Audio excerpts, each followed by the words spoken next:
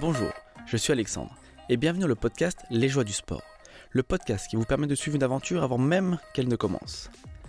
Dans ce format, des invités viendront te présenter leurs futurs projets sportifs, que ce soit une course avec dossard ou bien un projet off, et cela à 2 reprises. Mais pourquoi 2 interventions sur un même sujet ? C'est peut-être la question que tu te poses. Sache que ces 2 épisodes te permettront une immersion totale dans le projet.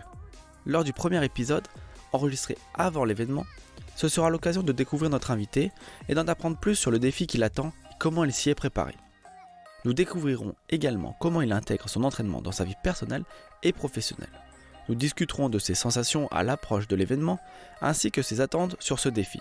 Et si tu écoutes cet épisode dans les premiers jours de sa sortie, cela te permettra de suivre l'aventure en direct via les informations qui te seront données par l'invité ou via le compte Instagram du podcast, @lesjoiesdusport.podcast. Lors du second épisode, qui sera enregistré après l'événement, que le projet soit couronné de succès ou parsemé de difficultés, l'invité te partagera son expérience lors d'un débriefing complet et nous analyserons la différence entre les attentes et les résultats obtenus. Et ce sera également l'opportunité de connaître ses futurs projets. Maintenant que tu connais le concept, je te laisse avec l'invité du jour. Aujourd'hui, c'est avec une grande joie que je reçois Léa Duet, une traileuse pleine de passion et de détermination. En plus de ses exploits sur les sentiers, Léa est également consultante en communication. Depuis peu, elle a posé ses valises en Haute-Savoie. Nous allons découvrir si ce changement a eu un impact sur sa pratique et sa préparation pour la course qu'elle vient nous présenter. Mais ne perdons pas de temps et partons directement à la rencontre de Léa. Bonjour Léa. Salut. Merci pour l'invitation. On va commencer par une question très importante. Comment tu vas ? Écoutez, ça va très bien. Je suis contente. Je commence à prendre mes marques dans cette belle région. Donc, c'est chouette, ça fait plaisir. Ah bah ça c'est un bon point parce qu'on habite du coup tous les deux c'est dans la même région. Donc on est soumis à la même météo. Si tu vois ce que je veux dire. C'est pas toujours simple. Ouais. Surtout plus pour toi qui a des objectifs que pour moi. Ce côté-là, je suis plutôt tranquille. Est-ce que tu pourrais nous dire quel a été le premier sport qui t'a passionné ? Alors, on va dire au début, j'adorais faire de la randonnée. J'aimais beaucoup être en montagne. Et donc, il y avait la randonnée et le ski, c'était un petit peu mes sports phares. Mais plus jeune, j'étais pas du tout dans des sports d'endurance, en fait. C'est vraiment quelque chose que j'ai découvert beaucoup plus tard. Et après, quand j'étais en université, j'ai fait de la boxe anglaise. J'avais beaucoup aimé et j'en ai fait en compétition universitaire, en fait, pendant 2 ans. D'accord. J'ai fini championne régionale. Ok, et bien. Puis après, j'ai changé un petit peu. Petit à petit, je me suis mis à courir sur la route et puis après, j'ai envie en montagne. Donc voilà, un petit peu. Ok, parce que c'est ça qu'on pourrait penser que de la randonnée au trail, il n'y a qu'un pas, mais comment ça se fait qu'en fait c'est venu plusieurs années après que on passe à cette transition, tu l'as pas découverte plus tôt, ou peut-être que tu l'as pratiquée aussi quand tu faisais de la randonnée, je sais pas. En fait, quand je faisais de la rando, des fois, je voyais des personnes courir en descente. Je me disais, ah ouais, ils sont forts, hein, ça donnait envie, quoi. Et en fait, je voyais un petit peu des courses dans le coin parce que mon père, en fait, a un hôtel-restaurant dans le Mercantour. Et du coup, il y avait une petite course là-bas. Et donc, en 2017, c'était mon premier trail en chaussures de rando. Ouais. Et voilà, c'est vrai qu'en voyant les autres, mais c'est pas du tout pareil, en fait. C'est vrai que après, il y a différents types de trailers. Il va y avoir les trailers qui viennent de la rando et ceux qui sont plus de la route, qui aiment la course en montagne, des parcours beaucoup plus roulants, quoi, on va dire. Et le running en tout cas sur piste, ça tu l'avais fait t'avais commencé ça en quelle année ? Alors ça, c'est tout récent. On va dire que c'est la 2e année que je cours un peu sur piste. Mais l'année dernière, j'en ai fait pendant 2-3 mois, on va dire. Et là, du coup, j'ai eu pas mal de blessures. Donc j'ai repris depuis 1 mois et demi, on va dire. D'accord, Donc ok. c'est intéressant. Et donc en 2017, c'est donc la découverte du trail. Et comment tu arrives sur ta première compétition? Qu'est-ce qui t'a poussé à prendre un dossard? Des copains, moi, qui m'ont parlé, qui me disaient, ah, mais il faut que tu essaies de t'inscrire, ça va être sympa, tu vas voir l'ambiance et tout. Et c'est vrai que j'avais envie de m'y mettre petit à petit. Je me suis dit que ça allait me motiver à un peu plus courir. Donc, je me suis dit pourquoi pas, c'est à côté de chez moi. C'est vrai que c'était assez simple, quoi. Donc, c'est familial, l'ambiance, c'était pas mon premier dossard, on va dire, c'était pas une grosse course. C'est dans un petit village de 500 habitants, quoi. Et tu te rappelles un petit peu le format de la course en distance? Ah ouais, c'était quand même costaud, hein. 13 bornes et 1000 de dénive. Ah oui, quand même, oui. Il y a quand même en boucle, j'imagine. Ah ouais, en boucle. Ouais, Et donc. c'était à Belvédère, donc pareil, dans le Mercantour, c'était un endroit très montagnard qui m'allait bien pour une première, mais c'est vrai que c'était pas le plus facile. Non, je te confirme, oui. C'était pas le trail le plus classique, on pourrait voir un petit peu comme on pourrait dire les courses nature ou ça pourrait être un 10 km un peu plus roulant. C'est vrai que t'as Mm, pas choisi le plus simple pour une première. Et comment ça s'est passé enfin, quelles étaient tes sensations à la fin de cette course? bah, j'étais super contente de m'être poussée vraiment, d'être sortie de ma zone de confort, quoi. Finir, je savais que j'allais le finir, mais d'être donné à fond, quoi. Bon, j'ai eu super mal au ventre parce que j'avais bu du coca sur les ravitaux. J'avais pas du tout optimisé l'hydratation, on va dire. Et voilà, mais malgré les douleurs au ventre, les crampes, etc., je suis allée au bout et donc forcément c'est hyper satisfaisant et t'as envie de plus après, quoi. Donc ça, ouais, en parlant du coup de plus, la transition est toute faite. Donc bon, moi je sais, c'est que tu t'es réinscrit sur d'autres courses après ça. Est-ce que tu pourrais nous dire un petit peu les points, enfin les courses peut-être à préférées là, de 2017 à aujourd'hui, les courses auxquelles tu as participé et celles que tu as préférées? Ben la première qui me vient, qui est quand même pour moi phare, c'était la MCC, donc le petit format l'UTMB. Euh, et franchement, c'était incroyable. En fait, j'y suis allée parce que c'était après le Covid de 2021. Il y avait des dossards de dispo. Je me suis dit, bon, bah, pourquoi pas. Et du coup, je suis allée toute seule. Je me suis pris un petit logement à Cham. Je trouvais super chouette. C'était la première fois que je découvrais Cham. Et puis, on va dire, l'ambiance est quand même incroyable. Et je suis arrivée deuxième femme. Bien. Vraiment la surprise, quoi. Et je me suis sentie super bien. Bon, déjà, le décor, les sentiers là-bas sont vraiment magnifiques. Euh, et puis l'animosité, c'était quand même sympa de faire un podium pour une première course là-bas. Et puis après, il y a eu aussi la Transvulcania que j'ai beaucoup beaucoup aimé sur l'île des Canaries, La Palma. Donc ça, c'était mon premier format plus long, c'était 75 kilomètres. Et super expérience. J'ai pris vraiment du plaisir tout le long. J'ai essayé d'être régulière. Voilà, après, j'ai fait septième femme. J'étais pas trop partie avec un objectif. De toute façon, ma priorité, c'est de prendre du plaisir, de m'écouter. Si je fais quelque chose de bien, tant mieux. Mais c'est de me donner un max, en tout cas à moi. Et pas forcément se comparer toujours aux autres, quoi. Bon, en tout cas, ça t'a quand même bien réussi. Parce que la MCC, quand t'es allé sur place, tu t'es mis sur la ligne de départ. À ce moment-là, t'avais quand même potentiellement, tu pensais faire un podium ou c'était vraiment la surprise Ah, mais totale? pas du tout.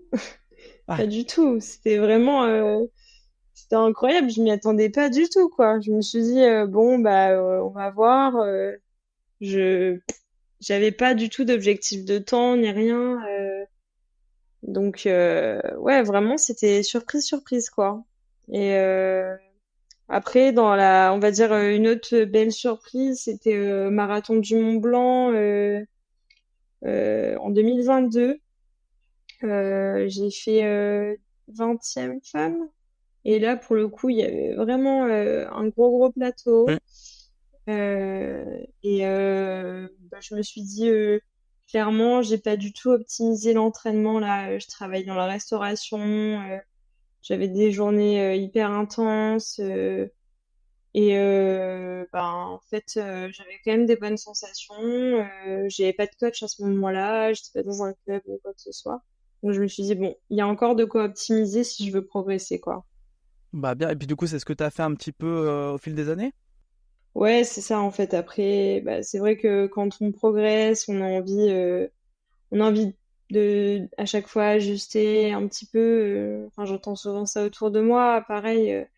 Donc, je me suis mise à avoir un coach. Là actuellement, je suis coachée par Adrien Séguré, donc le coach de l'équipe de France. C'était une super opportunité. Il m'a dit, voilà, il n'y a pas de souci pour te suivre. Donc c'est vrai que ça conforte d'être encadré par quelqu'un de si professionnel, quoi, et à l'écoute et bienveillant. Donc ça, c'est important. Et puis, au-delà de ça, j'essaye encore aujourd'hui, optimiser la nutrition. C'est vrai que j'aime pas mettre de contraintes au quotidien, mais je sais que voilà, pendant l'entraînement, c'est important aussi de bien s'alimenter pour pouvoir être prête à la course. Et puis d'optimiser aussi sa vie au quotidien. Voilà, maintenant j'ai choisi un mode de vie qui me correspond plus par rapport à ma pratique. En me mettant à mon compte dans la communication, ça me permet d'avoir plus de liberté. Et puis voilà, mais c'est vrai que voilà, par rapport à l'entraînement, en tout cas, quand je pense à 4 années avant, 3 années avant, j'en suis bien loin. Mais mentalement aussi, sur la longue distance, j'ai aussi beaucoup progressé et j'apprends à accepter les moments de bas et à être indulgent avec soi-même, quoi. Et vraiment, encore là, cette année, j'en ai fait un peu l'expérience. Après ma blessure, j'ai voulu faire le trail du Bourbon à La Réunion. C'était vraiment une ambiance incroyable. J'avais des super sensations, les 50 premiers kilomètres. C'était fou, quoi, découvrir ma fat. Pour le coup, pareil, je suis allée un peu la fleur au fusil. J'avais pas du tout notion des sentiers là-bas. Je n'étais jamais allée. Donc, j'ai découvert vraiment le jour de la course. Bon, on m'avait prévenu que c'était quand même assez costaud. Et puis, en fait, j'ai vachement pris de plaisir. C'était trop chouette. Sauf que, fracture de fatigue en mai. J'ai repris la course à pied fin août. Et là, c'était fin octobre. Donc, bon, Ah ouais, un peu compliqué. un peu juste, ouais. Mais du coup, j'ai arrêté au 80e parce que je sentais que voilà, j'avais pas assez prête musculairement. J'avais un peu des douleurs, je voulais pas aggraver les choses et voilà. Mais bon, quoi qu'il en soit, j'ai aussi appris mentalement sur des distances aussi longues, des efforts aussi longs. Il faut savoir accepter qu'il y a des moments où t'es pas bien, quoi. C'est le cas de tout le monde, Ouais. je pense. Bah, parfait. En tout cas, on pourra revenir sur ces différents points un peu plus tard dans le podcast, dans cet épisode-là. Et on va basculer sur la course que tu viens nous présenter, en tout cas pour laquelle tu t'entraînes. Est-ce que tu peux nous donner cette course, s'il te plaît? Alors, du coup, là, je m'entraîne pour les championnats de France de trail long qui auront lieu donc à Bulle-les-Baronnies dans la Drôme le 7 avril. Bah, parfait. Écoute, j'ai pour habitude d'introduire en général la course par un texte trouvé sur le site. Donc là, je suis allé sur le site de Traildrome et j'ai trouvé un texte assez intéressant sur la philosophie du traceur. Donc c'est un texte qui a été écrit par la personne qui fait qui fait les tracés des courses, même si tu ne parcours pas toutes les courses, mais du coup ça englobe toutes les courses. Oui, c'est assez intéressant de vous lire ça pour introduire cette course. Pour les parcours au-delà de 20 km, je m'attache à trouver un maximum de singles joueurs. On a quelques pépites comme les sentiers botaniques, avec une progression au milieu des pins sylvestres et pins noirs. tapissées d'aiguilles de pin et les crêtes de la Nible et de l'Incueil, offrant de fabuleux panoramas. Tout l'enjeu est ensuite de trouver des sections intermédiaires avec le minimum de pistes, même si je ne dois pas négliger que cela permet des relances et que certains trailers apprécient aussi de trouver quelques portions roulantes entre les portions techniques. Je m'attache aussi à changer chaque année le tracé. Chaque fois que possible, j'essaie de trouver quelques portions techniques dans des pierriers, des secteurs rocheux entre les barres rocheuses, un passage de gué et bien sûr, offrir des passages typiques de notre territoire au milieu des oliviers, du thym, de la lavande et des falaises du Brieux et du Saint-Julien. Certains aiment comparer les chronos chaque année, mais c'est un choix assumé que de renouveler chaque année une grande partie des tracés. Enfin, pour le plus court des parcours, ce n'est délibérément pas un parcours facile, sur piste et sans dénivelé. Au contraire, c'est un condensé du trail, avec des pentes sévères et des portions techniques. Un temps de progression nettement réduit par rapport à tous les autres tracés, mais un vrai trail court. Donc voilà, ça permet un petit peu de ressentir comment sont pensés les tracés chaque année, vu qu'ils sont évolutifs, comme il le dit si bien chaque année dès qu'il le peut. Toi, un petit peu, comment est-ce que tu connais déjà cette région? Est-ce que tu as déjà couru par là-bas? Non, jamais. Je connais pas du tout la région, donc ça va être, j'ai hâte de découvrir. Et du coup, ce week-end, on part en stage de Roco avec le club, donc j'en saurai déjà un peu plus. Ok. Bah, est-ce que tu pourrais nous dire, enfin peut-être que si tu le sais, comment ça se passe une reconnaissance pour une course? Enfin pour celle-là, est-ce que tu as déjà un petit peu le planning? Vous allez parcourir une partie, une journée, puis l'autre partie la deuxième journée. Comment c'est Mm. comment c'est réalisé en fait j'ai perdu le mot. Une Euh, reconnaissance. Une reconnaissance, ouais. Bah, du coup, oui, on va faire la reconnaissance, mais en 2 jours, parce que bon, c'est quand même, enfin, pour moi, le championnat, enfin, le format long, c'est 58 bornes. Donc, on va faire une première boucle le samedi matin. Bon, moi, j'arrive vendredi, donc il y aura déjà une séance le vendredi, mais ça fait pour faire un bon bloc de volume, en fait. Donc le samedi après j'aurai 38 kilomètres avec 2000 de D+, pour reconnaître une partie. Et le dimanche, je vais avoir la fin, donc ce sera 20 kilomètres avec 900 de D+. Puis, puis voilà. Puis ouais, éventuellement le samedi entre les deux, un petit footing récup de 45 minutes à 1 heure, je vais voir fonction de la forme. Ok. Et vous serez un groupe de combien de personnes? Bah là, il y a pas mal de monde.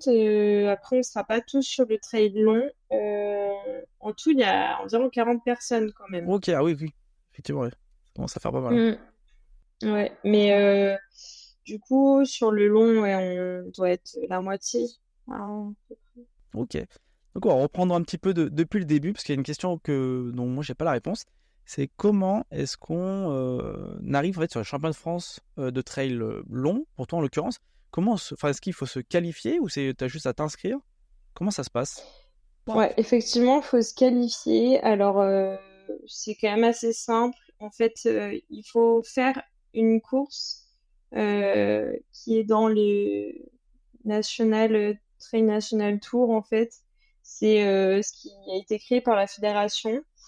En fait, il y a des courses labellisées par la Fédé qui te permettent d'avoir des points, ce qu'ils appellent VK Trail, en fait. Et c'est comme un score différent de ITRA ou voilà, de TMB. C'est vraiment leur propre indice de performance. Et puis, en fonction de ça, il suffit de faire une course labellisée et si t'as le bon score, t'es qualifié, quoi. Ok, ça marche. Et est-ce que toi tu avais déjà dans le passé participé au championnat de France de trail? Non, jamais. L'année dernière, ça m'avait donné envie, mais un peu dernière minute, je me suis dit, bon, c'est pas la peine d'y aller en touriste. Donc, non, c'est la première fois cette année. Ok, cool. Et ça représente quoi pour toi de participer à cette course? Est-ce qu'elle a un petit peu, elle a une représentation particulière à d'autres courses? Ben, enfin, j'ai hâte parce que je pense que c'est vraiment une expérience à part, comme c'est vraiment par la Fédé, je pense qu'il y aura une ambiance unique, quoi. Et pour moi, c'est un peu ma reprise à la compétition, quoi. Donc, je suis contente parce qu'après l'année dernière qui était très compliquée avec mes 2 blessures, là, j'ai l'impression de repartir sur des bonnes bases. Donc, ça me remotive et c'est le début de la saison, on va dire 2024. Donc, j'ai hâte. Puis c'est vrai que j'avais des questions un petit peu bon, sur le terrain et le parcours en lui-même, mais ça, bon, c'est un petit peu trop tôt du coup, vu qu'il y a peu encore la reconnaissance. Mm. Mais est-ce que tu as déjà étudié quand même le parcours en termes de, enfin, sur une carte, au niveau un petit peu du parcours en lui-même, la topographie? J'ai regardé le profil, ouais. Et du coup, enfin, et puis je m'étais renseignée un peu sur le terrain là-bas. De ce qu'on m'a dit, c'est pas spécialement technique. C'est pas vraiment, c'est caillouteux minéral comme je peux avoir l'habitude sur certains formats. Donc là, je me suis un peu habituée à faire plus des profils roulants où il faut vraiment courir tout le temps.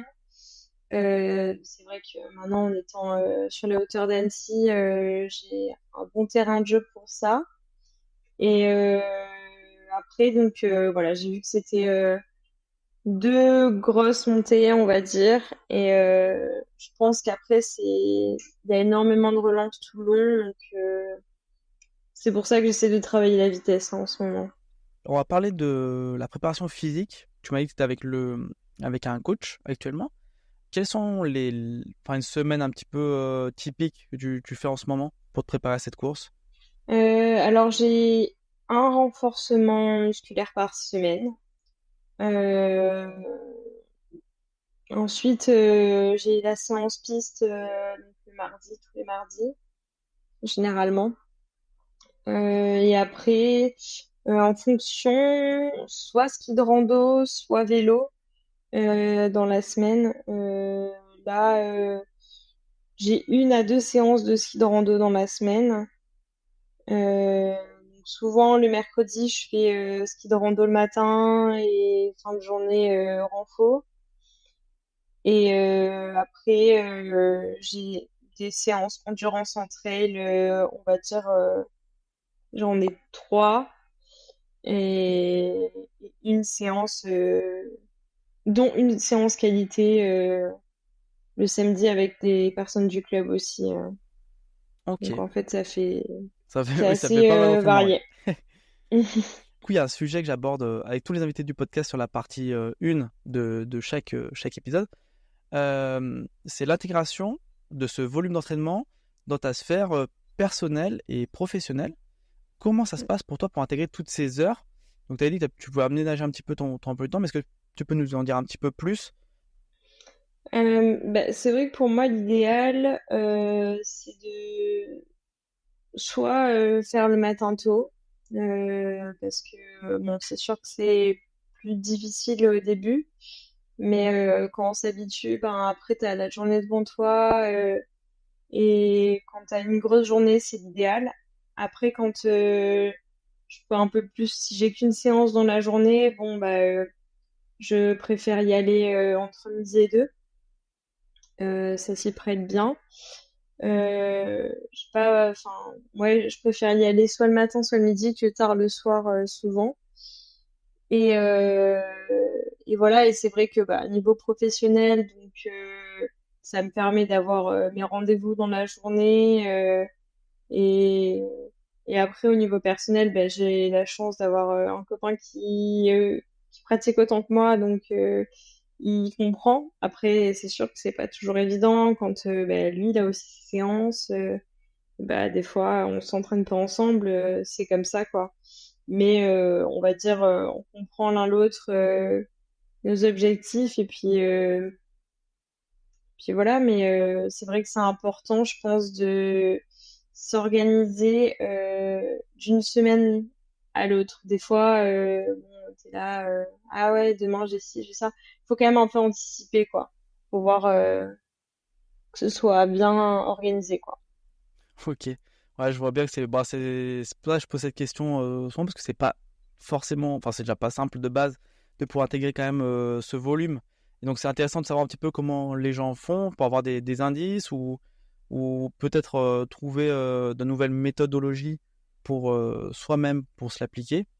Bien que c'est Mm. très très, enfin c'est propre à chacun et on peut pas prendre par exemple quelqu'un d'autre, mais peut-être avoir des pistes ou des idées, c'est toujours bon à prendre. Ouais. Parce que ça reste, Mm. c'est bon performer, c'est compliqué, mais aussi faut que l'entraînement, on prenne plaisir à aller le faire, qu'il y ait de moins de contraintes possibles. Et ça, je pense que ça joue quand même aussi sur la performance, le bien-être global. Mm. Je pense que oui, c'est hyper important de varier aussi les endroits où on s'entraîne, de s'entourer aussi de personnes qui comprennent, pour pas s'isoler aussi socialement. Enfin, ouais, je pense que c'est important de trouver un réseau de personnes qui pratiquent aussi ton sport, qui te comprend, etc. C'est plus simple.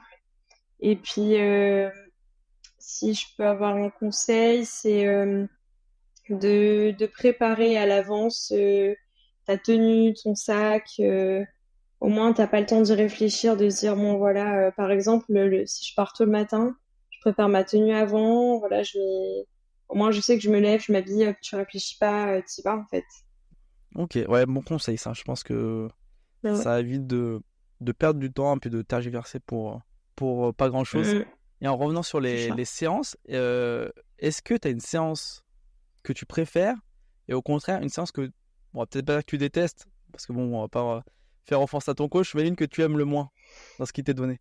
Hum, alors, celle que je préfère, euh, on va dire, ça peut être des séances côte en trail, par exemple, 5 fois 4 minutes en côte, ce genre de choses, ça passe bien, quoi. Quand c'est pas trop long, quand il faut tenir 8 minutes au seuil, c'est plus compliqué, quoi. Donc, ouais, ça va, ça passe bien. Et après, par contre, ouais, quand il faut appuyer aussi en descente, j'aime bien. Je prends pas mal de plaisir. J'ai pas trop peur, donc ça me plaît bien. Par contre, sur la piste, les 1000, c'est horrible. Enfin, je m'y fais pas. Quand c'est 8 fois 1000, ouais, c'est plus dur moralement, là. Donc ça, c'est vraiment le truc un peu plus qui va un peu plus à reculons, quoi. Ouais, c'est ça. Ouais. Faut se trouver un bon groupe. Écoute, bah parfait, on va passer sur la partie plutôt alimentation. Et pour commencer cette partie-là, j'ai une question qui t'a été posée, que je vais te faire écouter, et puis à laquelle je te laisserai répondre. Coucou ma poulette, c'est Cam, je pense que tu m'auras reconnue. Alors, j'ai une petite question pour toi dans le cadre de ta préparation. Quel est ton petit déjeuner habituel avant ou après une séance spécifique trail, même si j'ai une petite idée avec ton penchant pour le peanut butter. Allez, je te fais des bisous, je te souhaite une bonne fin de prépa et de prendre un maximum de plaisir. Bon, ben, trop cool. Merci pour cette petite question, Camille. Bah, c'est mon acolyte. C'est une routarde, mais c'est ouais, une super copine à moi avec qui j'ai l'habitude de m'entraîner. Donc, en fait, le matin, avant de m'entraîner, je vais prendre un muesli avec compote et fromage blanc.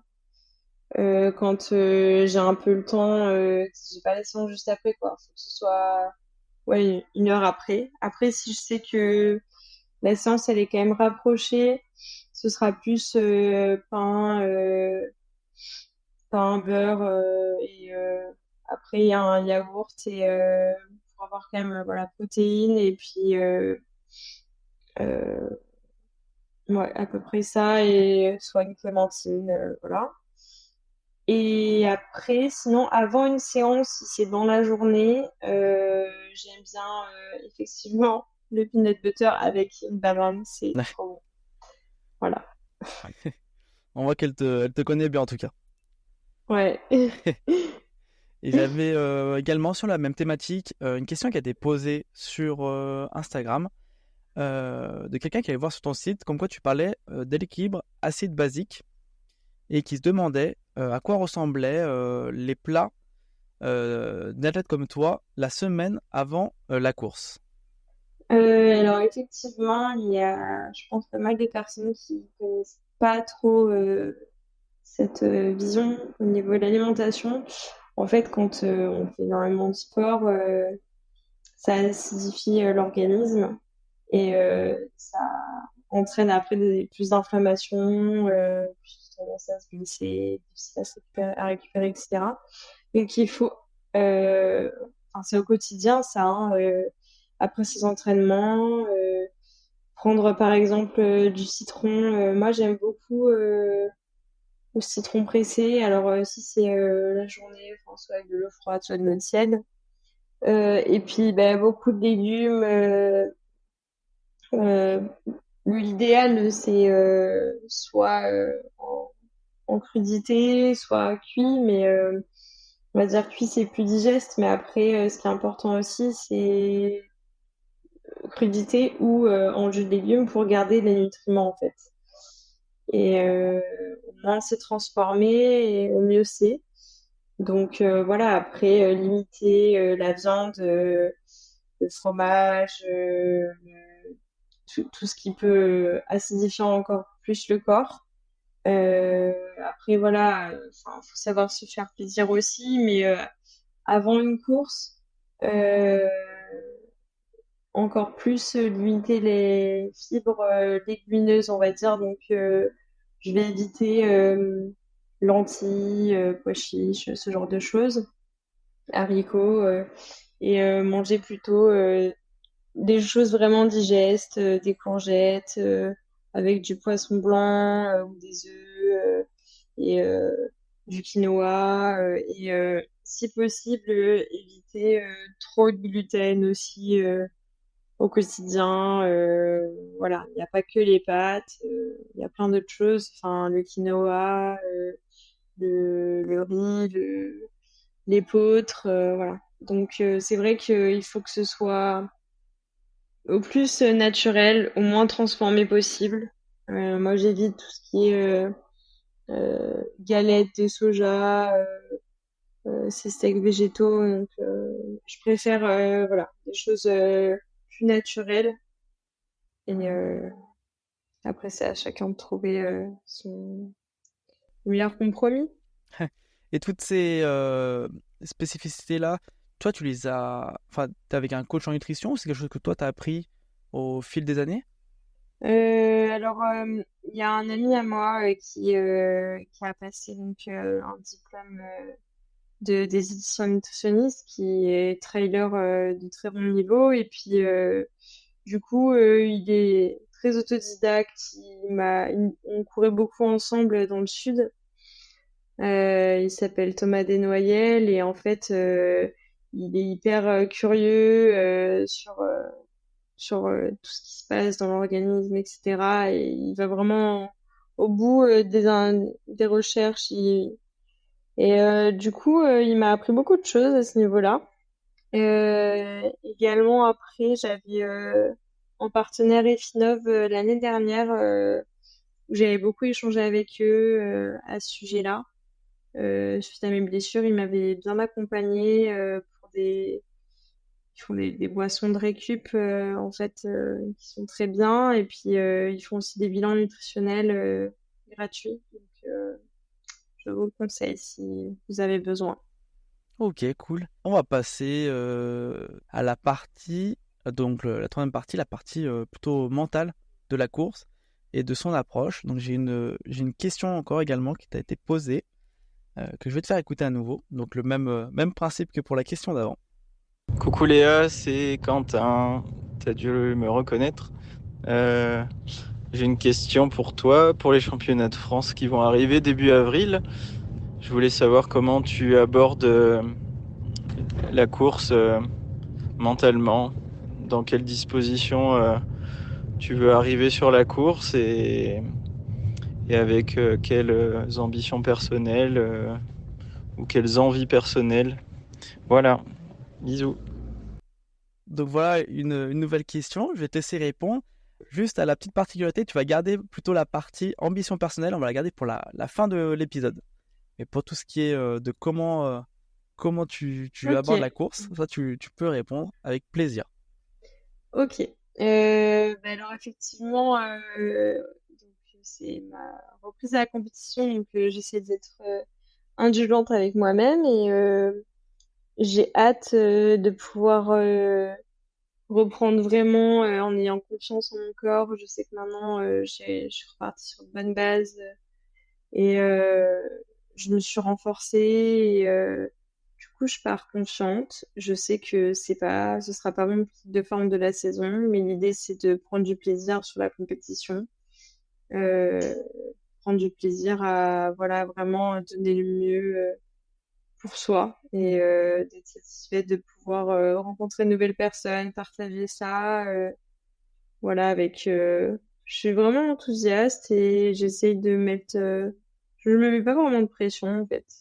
Bon, bon état d'esprit en tout cas de découvrir en tout cas cette course et vraiment de prendre un petit peu comme tu l'as expliqué sur toutes les courses que tu as faites jusqu'à présent, c'est vraiment prendre du plaisir avant tout, quoi, si j'ai bien saisi. Ouais, c'est ça. Bah après, c'est sûr que si je mets un dossard, c'est pour faire le mieux et sortir de ma zone de confort. Et c'est le côté challenge, il y est aussi. Mais enfin, je le fais pour moi en fait. C'est surtout ça parce que bon, pour moi, j'aurais pas l'intérêt de mettre un dossard si vraiment je me sens pas d'être à la hauteur ou si je sens que, enfin, je vais pas me prendre un dossard juste pour finir une course aujourd'hui, quoi. Je sais que c'est aussi pour donner le mieux, mais par rapport à moi. Ouais, tu as besoin en tout cas d'être compétitive lorsque tu mets le dossard, ce qui comprend, quoi. Mm. Et d'ailleurs, on revient un tout petit peu en arrière. Tu nous as pas dit qui était ce Quentin en fait. Ouais, j'ai pas précisé. Quentin, c'est mon copain, donc qui me supporte au quotidien et mes moments où j'ai besoin de bouger, j'ai besoin de faire plein de choses et où lui, des fois, il a des grosses semaines comme il est kiné, il préfère être tranquille, mais bon, ça va, il est aussi fou que moi sur ses projets, donc c'est stimulant, on va dire. Donc lui aussi, il pratique la course à pied.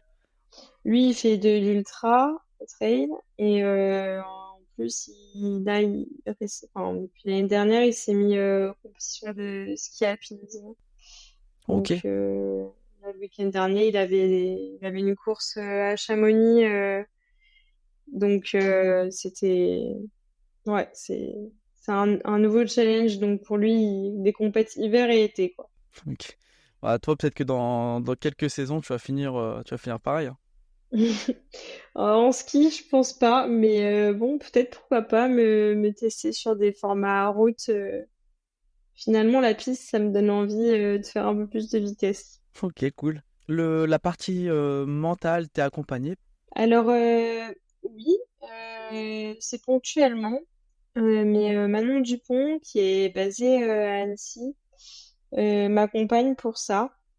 Je vous recommande vraiment, même si c'est ça peut être une seule consultation, mais pour faire le point sur ce qui peut nous freiner, ce qui peut créer des pensées limitantes, les points où il faudrait lâcher prise.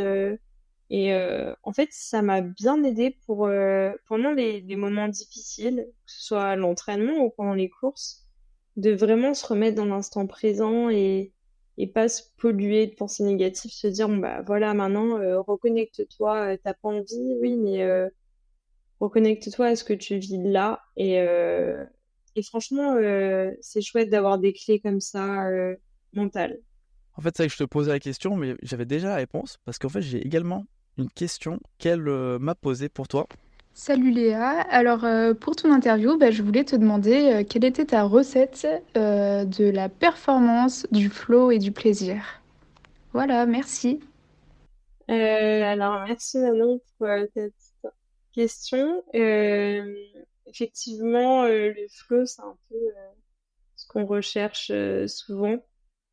Cet état où tu te sens vraiment en symbiose avec l'environnement, la nature, tu te sens pleinement. C'est difficile à expliquer, mais c'est un bien-être psychologique, physique, une euphorie presque en fait. Et du coup, pour atteindre ça, je pense que c'est hyper important justement d'être dans l'instant présent. Ce que je disais, c'est se refocaliser sur ce que tu es en train de vivre, de se mettre des pensées positives aussi. Par exemple, voilà, au lieu de se dire bon bah je suis pas à la hauteur, de voir tout ce que tu as accompli et se refocaliser sur ses sensations, sur les bruits, sur ton entourage et puis au moins ça t'aide à être focalisé et puis après à te remobiliser pour être pleinement dans ta course quoi. Est-ce que tu aurais un petit tips, un petit conseil ou quelque chose que tu as appris avec la préparation mentale qui est facile à mettre en place, que ce soit à l'entraînement ou au début d'une course, pendant la course, pour vraiment voilà, enfin avoir quelque chose qui t'aide, en tout cas toi. Oui, si je vais parler de la cohérence cardiaque, je pense que il y en a pas mal qui ont déjà dû entendre parler de ça. En fait, c'est une technique de respiration qui permet, il peut y avoir plusieurs choses en fait. En fonction du rythme, ça va être soit pour se détendre, soit pour s'énergiser, soit pour se refocaliser, simplement, voilà, se concentrer sur sa respiration. Euh, Ça permet de se reconnecter à soi et c'est tout simple. Ça peut être 2 minutes, 5 minutes. Et Manon on avait parlé, mais c'est vrai que j'en avais entendu parler avant et je me suis dit, bon, faut vraiment que je le mette en place. Donc j'ai mis une application sur mon téléphone et du coup, en fonction du moment, si j'ai envie de me détendre, il te donne un rythme et en fait, tu dois suivre au niveau de l'inspiration, l'expiration et puis ça aide, c'est tout simple en fait et ça aide pas mal. Et après aussi une autre chose que je trouve importante, c'est un peu le journal de gratitude que j'ai mis en place. C'est pas forcément régulièrement, mais en fait c'est pas grave si c'est pas tous les jours. Mais de temps en temps, se mettre des choses dont on est fier, ce qu'on a accompli, ça aide à être bienveillant envers soi-même et à se mettre un peu moins de pression au quotidien, quoi. Ok, c'est des choses que tu mets, ce que tu as accompli dans ta journée ou... Alors, la cohérence cardiaque, Non, pour la ça va deuxième être partie, pour le... pour le journal de Oui, pour le jour gratitude, de gratitude, oui. je l'ai mis à côté de ma table de chevet. Au moins, je fais soit le soir, soit le matin, mais c'est vrai que je suis plus le soir, hein, le matin. Je me réveille tranquille, quoi. D'accord. Mais je trouve le soir, c'est pas mal parce que ça permet de se dire, bon, bah, aujourd'hui, voilà, je suis satisfaite, j'ai fait ci, ça. Ok, ouais, c'est sur la journée, en tout cas la journée que tu as vécue, ou les 24, 48, enfin depuis la dernière fois que tu n'avais pas noté, c'est un petit peu à ce moment-là, toi tu mets, sur cette période-là, tu marques ce que tu as eu, ce que tu as eu aimé faire, enfin bien Ouais, fait. ouais, voilà les dernières choses qui me viennent, où je suis fière de moi et où je me dis, bon, bah, c'est quand même positif. C'est savoir reconnaître le positif, c'est bien parce que mettre des mots dessus, on s'en rend plus compte, quoi. Oui, oui, c'est que souvent en plus par défaut, sur une courte période, on retient plus le négatif. Le positif, c'est on retient un peu plus dans le temps. Je pense que chacun, on retient plus facilement le négatif dans notre journée que le positif. Donc Mm, c'est que le mettre sur papier, je pense que ça peut être un bon exercice. Il faudrait que j'essaye pour vraiment se rendre compte que finalement, il n'y a pas eu, c'est peut-être pas une journée si mauvaise qu'on a passé ce ouais, jour-là. ouais, c'est ça, tout à fait. Une question que j'avais posée, enfin un sujet que j'avais mis en introduction, le fait que tu changes de région, enfin, est-ce que voilà, ça a eu un impact sur ton entraînement, ta préparation et ta vision du trail? Bah, c'est vrai que d'être dans cette région, je me rends compte que c'est vraiment au cœur. En fait, il y a tellement de monde qui pratique le trail et le terrain de jeu il s'y prête vraiment. Après, dans le sud, j'avais aussi des sentiers, mais en fait, d'avoir l'esprit ici trail et sport, ça te donne encore plus envie de s'y mettre et ça motive vachement plus. Donc, on va dire, depuis que je suis là, j'ai l'impression de quand même être plus, euh, plus focalisée et plus motivée dans ma pratique. Et aussi, ben, au niveau professionnel, j'ai un mode de vie qui me permet de plus m'entraîner. Euh, donc, ça aide. Euh, ouais, principalement, ce serait ça. Après, c'est sûr qu'il faut se refaire un réseau et ben, dans le sud, j'avais quand même pas mal de personnes avec qui je courais, mais en fait, ici, tu trouves facilement des personnes qui sont quand même motivées, donc c'est pas si compliqué. D'ailleurs, j'en profite juste pour placer, il n'y a pas du tout d'intérêt financier ou autre, mais c'est juste que j'ai découvert Smatchy, une application qui a été présentée dans un autre podcast que j'ai découvert. Et en fait, à l'occasion, moi j'ai créé également des groupes pour le cyclisme et la course à pied. Et en fait, c'est un petit peu, comment expliquer ça? En fait, c'est, par exemple, on a envie de courir le samedi à 15h. On marque au point à faire samedi 15h une sortie. On met un petit peu la difficulté. Et en fait, chacun par rapport à. Alors en vélo, ça peut être les, euh, les kilos, enfin les watts par kilo qui vont nous donner, par rapport à la FTP, qui vont nous donner un niveau dans l'application, ou avec des références en course à pied sur le 10 km, le 5 km qu'on peut renseigner, qui nous donne un niveau. Alors voilà, ça donne une idée. Et avec ça, en fait, on va dire qu'à 15h, bah, un tel veut faire une course, on peut les voir et on peut rejoindre le groupe. Et ça peut donner des idées. Alors, c'est une application, je trouve, qui est super bien faite et qui demande juste à être plus utilisée. C'est vrai que dans le coin, bon, je ne dis pas depuis peu, mais depuis 2 semaines, c'est vrai que je vois pas vraiment de sorties programmées ou autres auxquelles je pourrais participer pour des fois courir ou aller rouler avec quelqu'un qu'on ne connaît pas forcément, ou des fois sur d'autres horaires où notre binôme habituel n'est pas dispo. Donc voilà, je profite pour le placer et que voilà, si ça vous intéresse, il faut le télécharger. C'est Smatchy, icône orange. Donc voilà, disponible bon, sur l'Apple Store et puis je pense et puis sur Android aussi. Donc Ah, trop bien. à découvrir. Ouais, mais... Ouais. Mm. Merci du tips, alors je vais tester ça. Donc voilà, s'il y a plus de gens de Savoie qui veulent l'utiliser, moi ça m'arrange. Et puis voilà, donc on arrive Ouais. gentiment sur la fin du podcast. Il reste encore le mot de la fin qui sera ton moment dédié à ce dont tu veux parler pour la durée souhaitée. Mais voilà, je tenais déjà à te remercier d'avoir accepté l'invitation pour participer au podcast. C'est vraiment un plaisir d'avoir pu échanger avec toi par rapport à cette course. Et hâte après d'avoir le débrief de ces championnats de France de trail une fois que ce sera passé. Donc, ce sera retrouvé évidemment sur le podcast. Et merci à tes proches qui ont participé en posant des questions vocales que j'ai pu te diffuser dans l'épisode. Et puis aux gens qui ont joué le jeu sur les réseaux également avec des questions que j'ai reçues en privé ou en commentaire de posts ou de vidéos. Merci à eux, puis merci à toi surtout.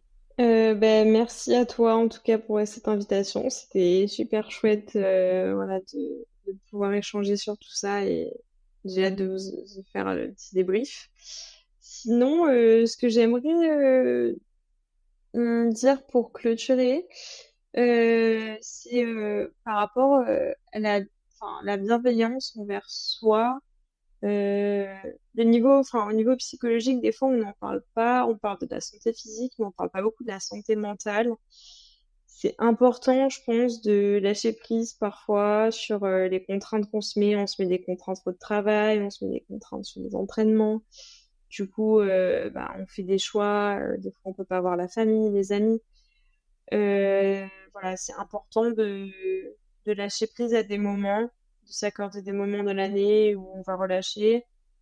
Et puis, d'être indulgent si au niveau de l'alimentation, si on n'est pas toujours hyper carré, si vous avez envie d'aller manger un repas de famille ou avec des amis au resto plusieurs fois, voilà, faut lâcher prise là-dessus. C'est pas à cause de ça que vous n'allez pas forcément performer.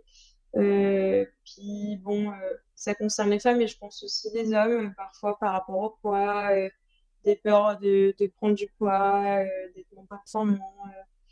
Ouais, ben en fait, parfois, ces kilos en trop, ils permettent d'avoir un corps plus solide, de pouvoir encaisser des sorties avec une plus grosse charge, une plus grosse intensité, et puis on prend confiance en son corps. Donc en fait, c'est pas forcément mal. Voilà, faut trouver sa recette, pas se laisser non plus polluer par des personnes qui peuvent culpabiliser, mais voilà, trouver sa recette pour trouver un accord entre sa pratique, la vie qu'on a envie d'avoir, mais toujours dans la bienveillance. Je pense que c'est important. J'espère que cet épisode t'a plu. Si c'est le cas, n'hésite pas à le partager avec tes proches et à donner ton avis en laissant une note sur ta plateforme d'écoute. Cela contribuera à augmenter la visibilité du podcast et à avoir des invités toujours plus incroyables. Et pour ne rien manquer des prochains épisodes, je t'invite à t'abonner au podcast. Et nous, on se retrouve très bientôt pour une nouvelle aventure.